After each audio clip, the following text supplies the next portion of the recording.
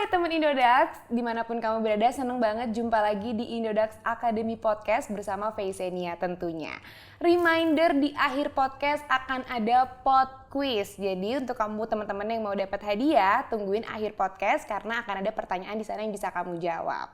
Oke, nah selain itu juga, selain pod quiz tadi yang menarik, ada juga ISFF nih. Jadi bagi kamu sinias muda, kamu bisa daftar ISFF, Indodax Short Film Festival, karena ada hadiah senilai 100 juta rupiah. Dan juga bagi komunitas atau institusi yang mendaftarkan anggota dan karya film terbanyak di submission ISFF 2023, akan ada hadiah sebesar 5 juta rupiah. Jadi yuk buruan daftar ISFF 2023. Oke, hari ini kita akan bahas tentang tokenomics dalam membangun proyek blockchain yang berkelanjutan.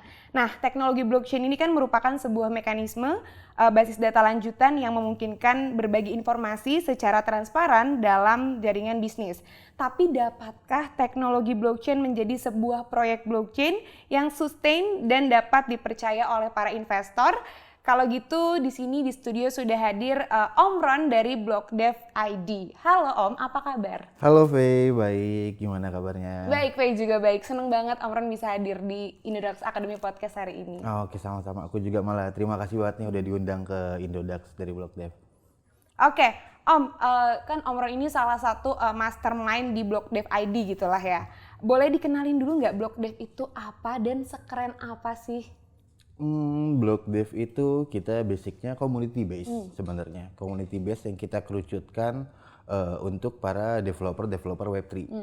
Tapi kalau untuk secara in general audience, marketnya kita lebih ke ngejar teman-teman yang memang belum mengerti apa itu blockchain, apa itu Web3, dan juga teman-teman dari developer non Web3 bisa jump in untuk jadi developer di dalam dunia Web3. Gitu. Kita community base yang saat ini kita kumpulnya di Telegram group. Di Telegram group. Yes, betul. Oke, tadi kan ada kayak apa ya, kayak blockchain developer gitu ya. Kan dari setiap blockchain developer atau mungkin proyek blockchain atau proyek kripto itu kan pasti ada profit, goalsnya ada profit. Nah, tapi kalau dari BlockDev sendiri ini goalsnya tuh apa sih Om Ron? Oke, first of all kalau BlockDev sendiri basicnya kita non-profit company. Jadi memang yang kami cari di sana bukan sebuah profit, tapi yang kami cari itu kita ingin menimbulkan developer Web3 baru. Karena kalau dari situasinya jangankan di Indonesia ya, di global aja supply demand-nya tuh masih kecil gitu. As in like demand-nya untuk orang-orang membuat project mencari developer itu sangat banyak. Kalau aku bisa bandingin kayak ada 10 demand tapi supply developernya itu paling banyak cuma 2. Gitu. Jadi goals-nya kita ingin mengajak teman-teman yang non-developer ataupun developer non-blockchain bisa jump in untuk jadi developer blockchain. Gitu. Jadi ada tujuan edukasinya juga kah atau Betul. gimana? Basicnya memang kita ajarkan itu semuanya dari dasar. Kayak basic fundamental, apa itu blockchain, Web3, teknologinya. Kita startnya dari situ. Sampai nanti endingnya kita kerucutkan, kalau lu mau jadi developer, lu bisa belajar language yang mana dulu nih. Gitu. Bisa disimpulin nggak sih kayak BlockDev ini jadi sebuah wadah untuk para developer mau listing listing proyek-proyeknya gitu? Oke, kalau disimpulkannya buat teman-teman yang pada mau mencoba karirnya gitu ya, kasarnya untuk jadi developer di dalam blockchain, itu bisa ke BlockDev karena kami juga memang memberikan materi edukasinya ada di sana gitu.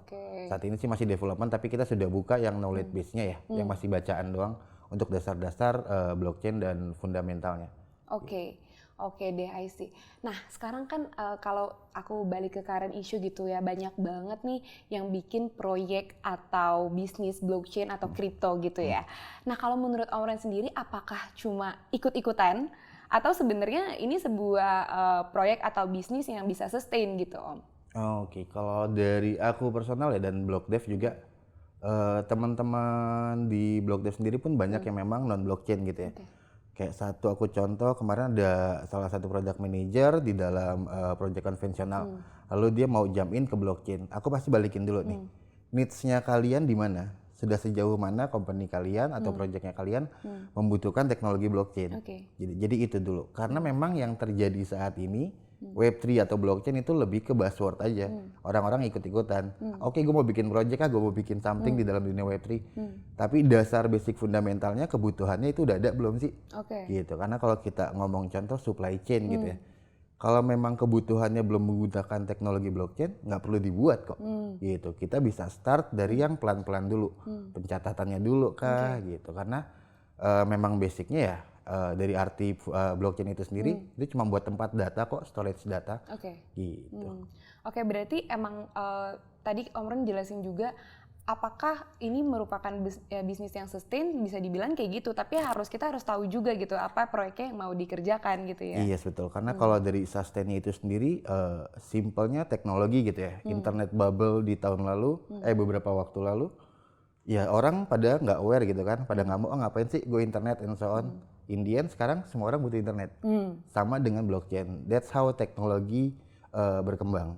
Gitu sih. Jadi ketika kalian bisa dibilang sentimen negatifnya tentang teknologi blockchain ini sendiri apa dan sudah banyak, dari Block Dev sendiri kami mau ngajak balik gitu. Kalian pahami dulu nih teknologinya seperti apa. Karena sustain ya next 5-10 tahun ke depan it's totally sustain karena teknologi basicnya. Gitu.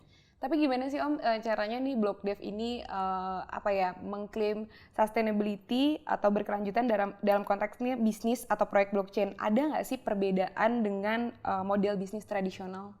Oke, kalau perbedaan paling mendasar kita ambil dari trilemanya blockchain ya.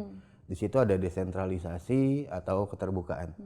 Perbedaan paling mendasar di situ. Ketika kita sudah menggunakan teknologi blockchain, apapun yang kita lakukan, yang kita build itu bisa dilihat oleh semua orang tanpa ada kecuali gitu. Jadi memang sifatnya terbuka untuk umum.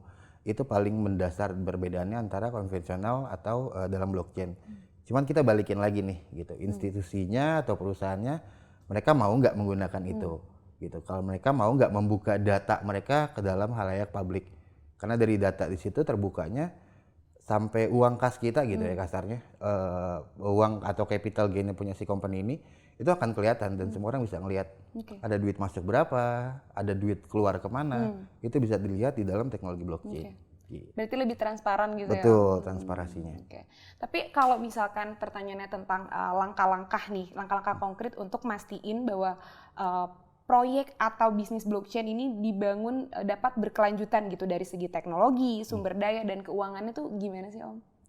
Kalau akan berkelanjutan akan sih karena sudah semakin banyak nih proyek-proyek blockchain yang sudah berdiri, bahkan kalau bisa kita find out gitu ya in realnya dalam dunia global setiap hari itu pasti ada aja proyek baru yang keluar memang launching.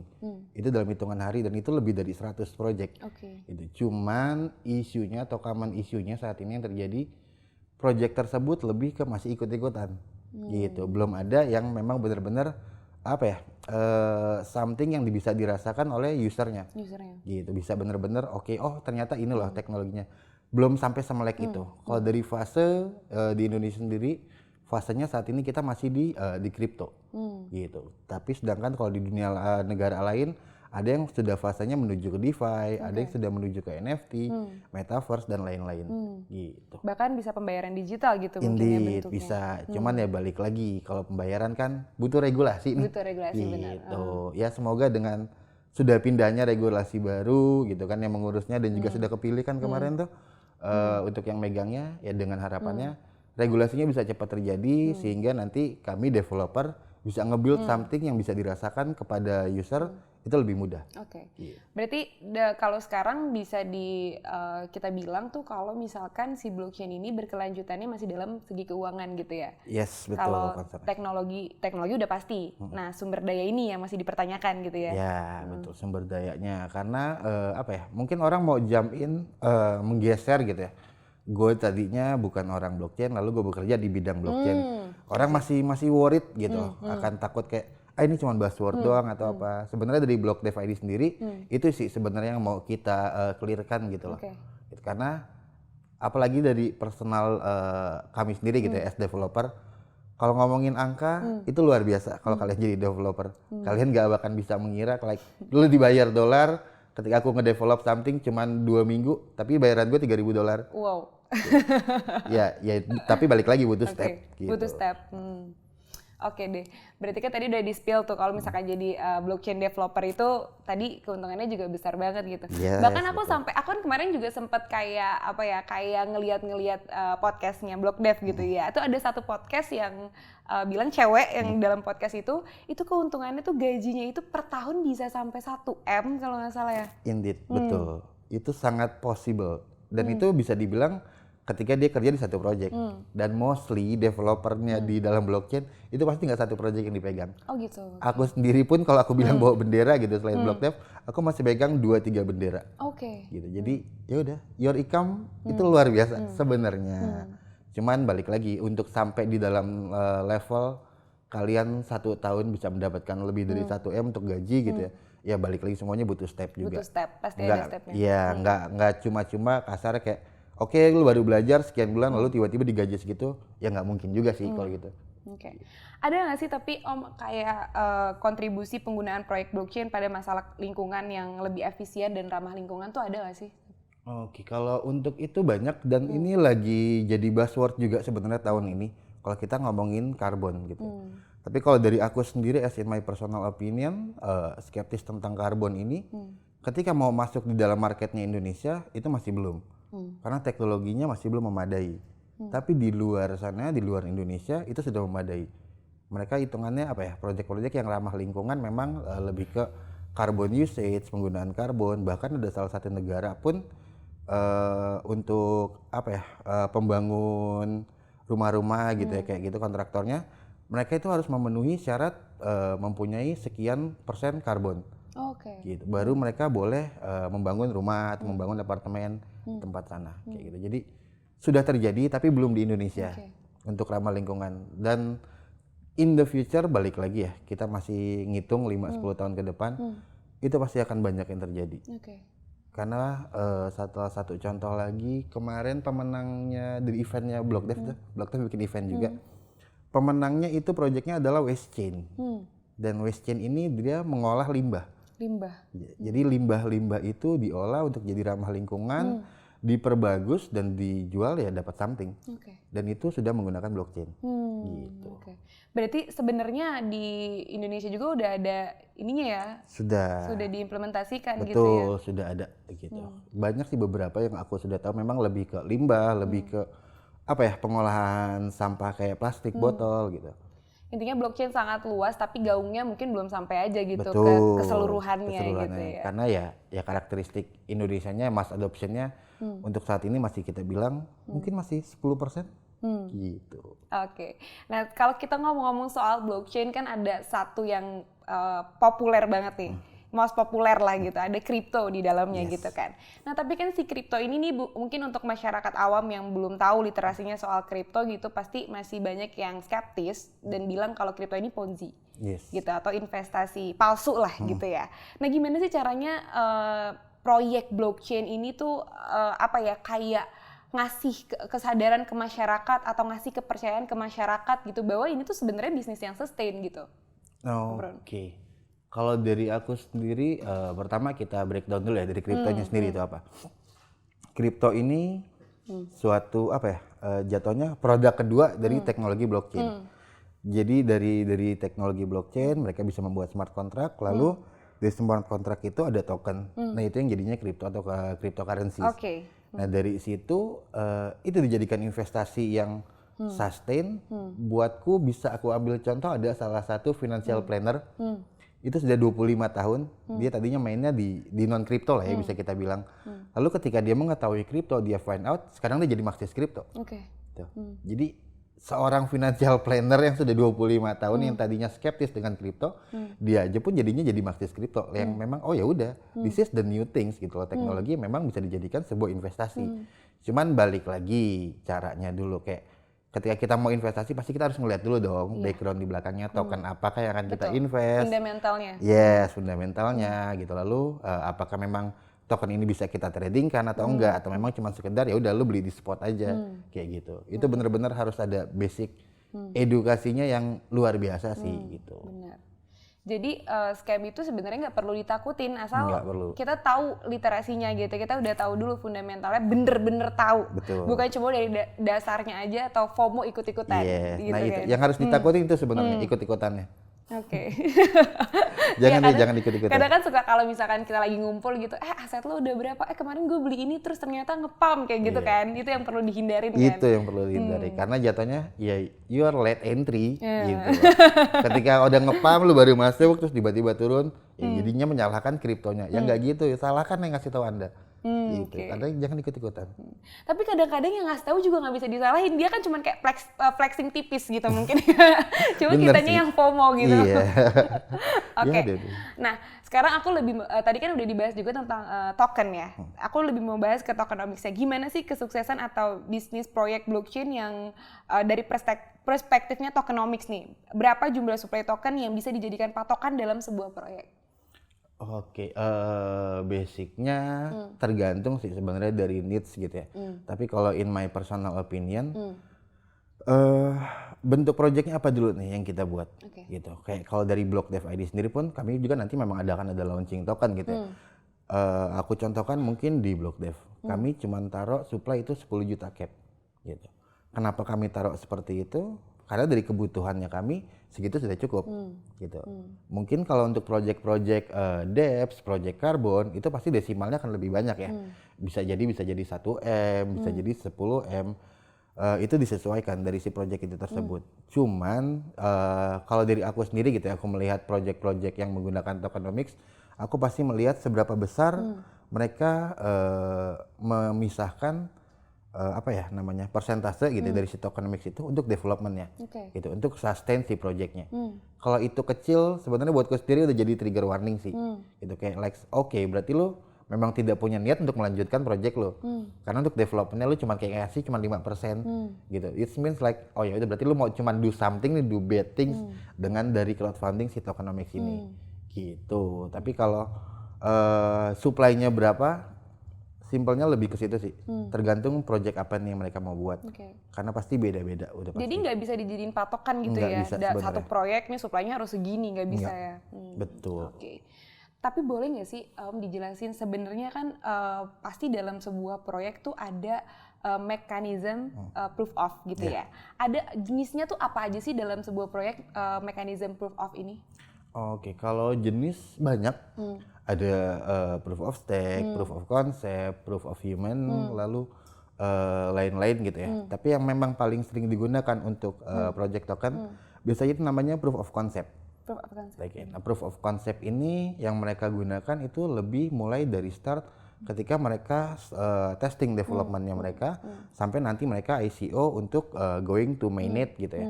Jadi kalau di blockchain ada testnet dan mainnet. Jadi testnet ini masih untuk tes, lalu ketika live itu di mainnet. Nah, proof of concept ini paling sering digunakan karena bisa melihat otomatisasi gimana project saya nih dijalankannya benar gitu loh. Ketika ada komen A ke komen B, ada function A ke function B, itu berjalan sesuai atau enggak. Dari situ. Jadi dari sisi teknikalnya biasanya dipakai itu proof of concept. Oke, tapi mungkin masyarakat awam nih belum tahu nih sebenarnya mekanisme proof of itu tuh apa gitu. Boleh nggak sih dijelasin pakai bahasa yang sederhana, Om Ron? Bahasa sederhananya kalau aku selalu menjelaskan ke teman-teman di Block Dev sendiri, ini suatu otomatisasi teknologi di dalam blockchain.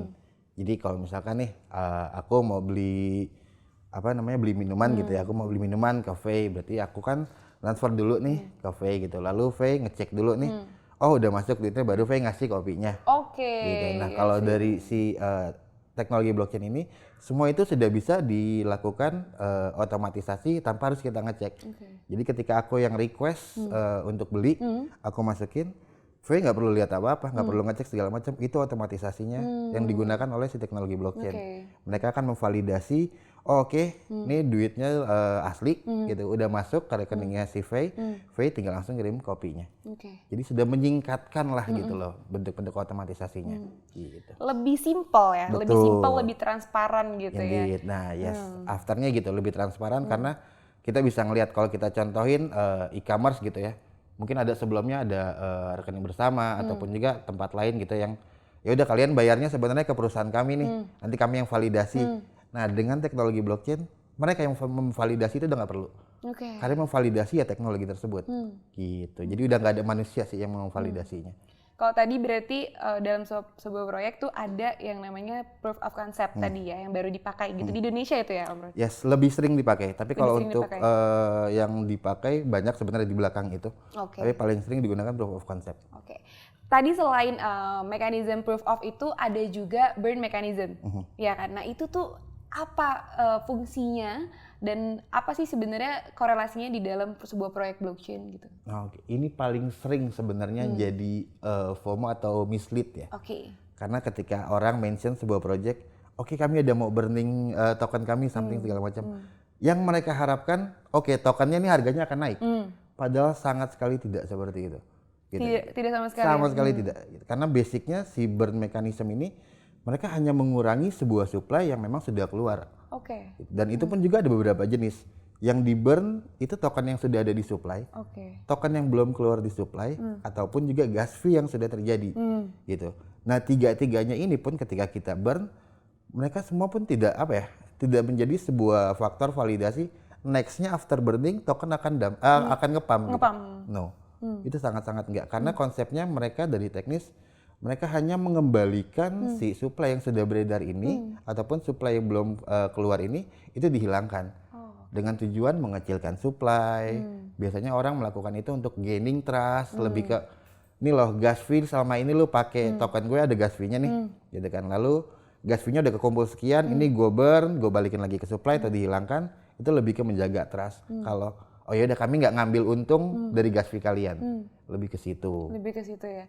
Itu kalau menurut Om Ron kenapa sih orang-orang ikutan FOMO gitu karena burn mechanism tadi? Ya itu karena mislead-nya yang mereka harapkan, wah gua akan pump nih. Gua akan nge-pump itu Gitu. ya. Padahal enggak. Padahal Itu yang mislead-nya banyak mislead di situ. Apalagi ketika yang di burn adalah supply yang memang belum keluar.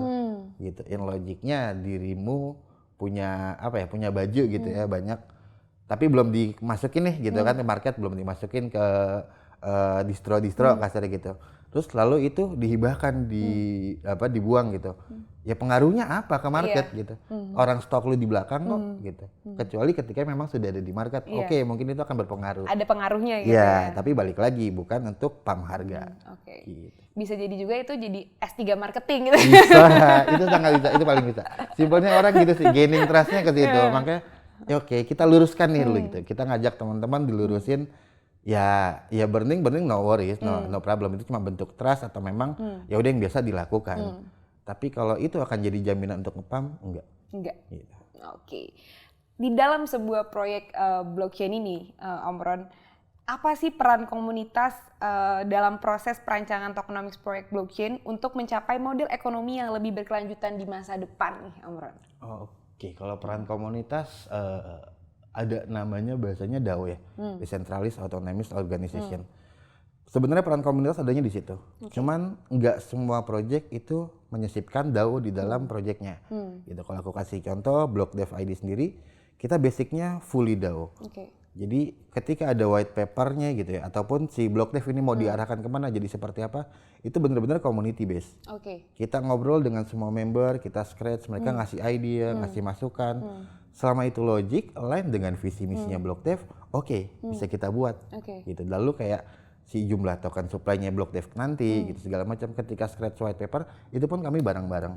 Gitu. Kami juga ngajak nanti ketika sudah jadi, pasti kami kasih ke member BlockDev sendiri gitu loh. Dari kalian ada yang mencurigakan nggak misalkan gitu, atau ada kamu ngasih masukan nggak seperti apa, itu kami terima. Itu. Nah peran komunitas sebenarnya lebih di sana, cuman balik lagi, mereka ada DAO setupnya nggak, gitu. Kalau memang cuma sekedar ya S3 marketing gitu kan, ala-ala nanya-nanya doang, ya itu useless juga. Gitu. Karena dari si DAO ini kita bisa voting gitu loh, kita bisa ngasih suggest masukan. Bahkan ketika pertama kali aku simpelkan, aku masuk ke blockchain gitu ya, aku ngasih tahu teman-teman sebenarnya blockchain ini adalah kooperasi gitu. Cuman bedanya kooperasi versi non digital. Karena basic fundamentalnya si blockchain ini semuanya ya udah bareng-bareng. Musyawarah untuk mufakat gitu ya. Kalau kooperasi bilang ya blockchain di situ. Cuman bedanya mereka menggunakan teknologi. Kalau kooperasi enggak. Gitu. Berarti looking forward-nya ini bakal jadi sebuah blockchain developer yang apa ya tadi mengedepankan mufakat tadi gitu ya. Jadi kayak semuanya di brainstorming bareng-bareng. Betul, gitu. Jadi memang yang konsep kita yang kita pakai itu memang si DAO itu. Nah, DAO ini yang memang menuju ke sana, mengajak komunitas untuk ikut masuk lebih dalam. Bahkan kami sendiri pun juga bilang ataupun inisiatornya si BlockDev ketika di-mention ini BlockDev punya beliau, gitu. Dia udah selalu nge-cut kayak ya udah ini BlockDev punya kita, punya semuanya, punya barang-barang. Aku pun as in timnya di dalam BlockDev, BlockDev bukan punya aku, tapi BlockDev punya kita. Setiap gitu. membernya nggak punya hak veto masing-masing Nggak gitu ada, ya. Jadi gitu. semuanya bareng-bareng. Semuanya gitu. bareng-bareng. Jadi kalau misalkan ada nanti klien masuk gitu ke BlockDev minta dibikinin proyek gitu contohnya, itu bakal dimusyawarahin bareng-bareng berarti ya? Yes, gitu. Jadi balik lagi wadahnya kita memang buat ngebantu jadi bridging juga gitu kan. Ada orang yang butuh developer gitu untuk proyeknya dia, dan ada orang juga memang developer butuh kerja. Ya udah kalian tinggal ketemu aja di tempatnya BlockDev. Lalu apa yang kalian berikan ke BlockDev? Ya nggak ada. Karena memang ya udah kami memang menyediakan tempat itu, gitu. Menyediakan tempat dan edukasi gitu ya. Betul. Bahwasanya blockchain itu lebih luas lagi dari sekedar mungkin trading atau yang lain-lain gitu ya. Benar. Kalian juga bisa tetap ngasilin sesuatu dari blockchain itu sendiri. Yes, karena apa ya? Kalau ngomongin cuan, nggak cuma di trading doang sebenarnya kalau kalian pelajari. Makanya kami ngajak, ayo pelajari dulu basicnya, dasarnya gitu. Karena everything bisa digunakan blockchain gitu. Kita bisa menggunakan teknologi blockchain, tapi kebutuhannya sudah sampai sana belum? Kalau memang belum ya nggak perlu lah ikut-ikutan gitu. Nanti jadinya ya wasting juga sih sebenarnya. Ya itu yang membuat jadi stigma negatif tentang blockchain, tentang kripto. Oke. Nanti kalau udah punya literasi tentang blockchain-nya, baru tuh bisa literasi tentang kriptonya gitu, baru bisa trading. Jadi inline semuanya. Betul, semuanya harus dari dasarnya dulu. Dasarnya dulu. Ketika trading jangan lupa tradingnya di Indodax. Oh iya. Oke, sekarang last question. Boleh nggak Om Ron kasih closing statement buat tema kita hari ini gitu tentang blockchain, proyek blockchain. Silakan. Oke. Kalau dari aku atas nama bareng BlockDev ID, kami mau ngajak teman-teman untuk bisa mempelajari basic dasar fundamentalnya tentang teknologi blockchain itu sendiri sebelum kalian jump in ke kripto, sebelum kalian jump in ke trading. Karena kalau kalian sudah tahu basic dasarnya, harusnya kedepannya Dior itu udah jauh lebih mudah buat kalian karena kalian tahu si project ini basicnya kemana, fundamentalnya kemana. Jadi chance kalian akan terkena sentimen negatif di scam lah atau di rug pull lah, itu akan jauh lebih kecil sih ketika kalian sudah mengetahui basic dasar fundamentalnya itu sendiri. Jadi kalau memang mau belajar bareng-bareng bisa mampir ke Telegram grupnya BlockDev ID. Nanti bisa ketemu aku juga, kita bisa belajar bareng di sana. Oke, keren banget. Thank you so much Om Ron udah gabung sama Fei di sini di Indodax Academy Podcast. Pastinya menambah value dari teman-teman Indodax semua. Kalau kata Gen Z milenial sih isinya daging semuanya. Daging bisa dibilang gitu. Dagingnya jadinya gemuk sebenarnya. Oke, nah tadi kan kita juga Om Ron kan sempat mention gitu ya kalau harus belajar dulu fundamentalnya, terus kita harus tahu dulu tentang blockchain, tentang kriptonya gitu. Nah kalian juga bisa nih teman-teman untuk gabung ke Telegram kita @Indodaxroom. Jadi di sana tuh kita ngebahas tentang market outlook dan lain-lain gitu. Nah Om Ron, aku izin ke teman-teman semuanya. Jadi yang kayak tadi aku janjiin di awal, akan ada pot quiz untuk 2 orang pemenang dengan total hadiah Rp500.000 dalam bentuk USDT. Tapi gimana sih caranya? Caranya gampang banget, kalian cuma perlu tonton podcast hari ini karena nanti jawabannya akan ada di dalam podcast, di dalam obrolan podcast. Oke, kalau gitu ini dia pertanyaan untuk pot quiz hari ini. Nah itu dia ya, nanti pengumuman terpilih akan dikasih tahu, di-announce di podcast minggu depan gitu. Nah selanjutnya aku juga pengen umumin pemenang untuk kuis Indodax Room kemarin yang spesial ISFF itu. Ini dia pemenangnya. Oke, kalau gitu udah semua, udah tahu pemenangnya semua, nanti akan ada tim Indodax yang hubungin kalian untuk tata cara gimana sih dapetin hadiahnya gitu. Nah Om Ron, udah, kita mau closing dulu. Kalau gitu Faisenia sign out teman-teman. Kalau pepatah bilang kan tak kenal maka tak sayang Om. Kalau di sini apa? Tak kenal maka tak cuan. Tak cuan. Oke, benar ya? Iya benar. Tak kenal maka tak sayang. Kalau di sini tak kenal maka tak cuan. Bye. Bye.